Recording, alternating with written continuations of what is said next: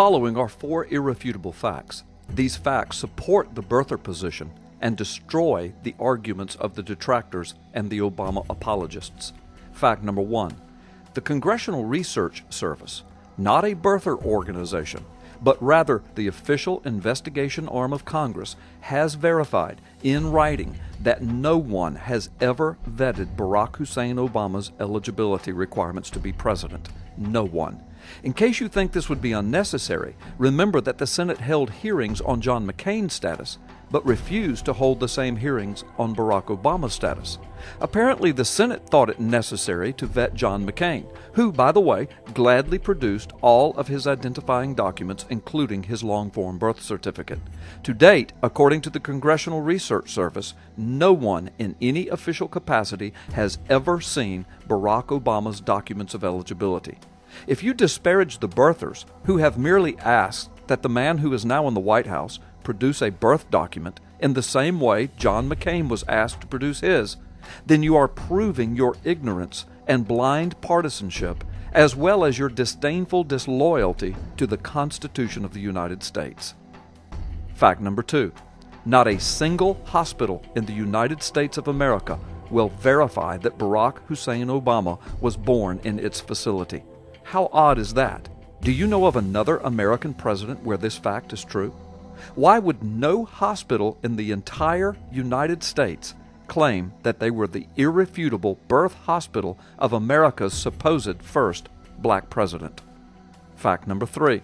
Democrat Governor Neil Abercrombie, a good friend of Barack Obama, ran on the platform and campaign promised that he would, if elected governor of Hawaii, that he would quickly produce the long-form birth certificate of Barack Hussein Obama and thus categorically put down the birther movement. He is now the governor, and he has not, and perhaps cannot, produce the birth documents, even though the Honolulu Star-Advertiser questioned him on its production.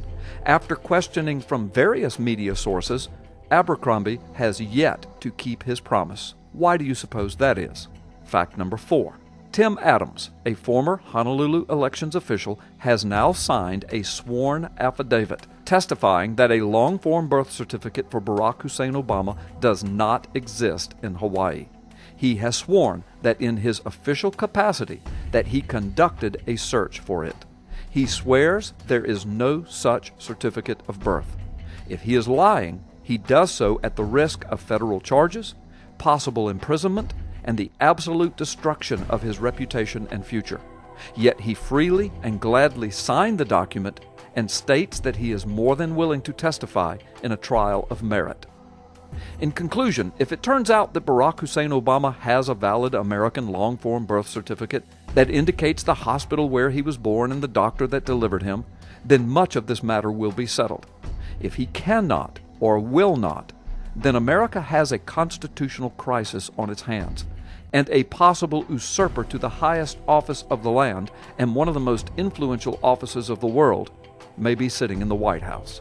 But to disparage someone for merely asking the man in the White House to prove that he is eligible to hold the office when he has not done so and so far will not do so, and this same man has spent over $1 million ensuring that even the Congressional Research Office does not know who he really is? To disparage an American citizen for asking the man in the White House to prove that he is constitutionally eligible to be there is disingenuous and un-American, and it displays your gross ignorance of this entire affair.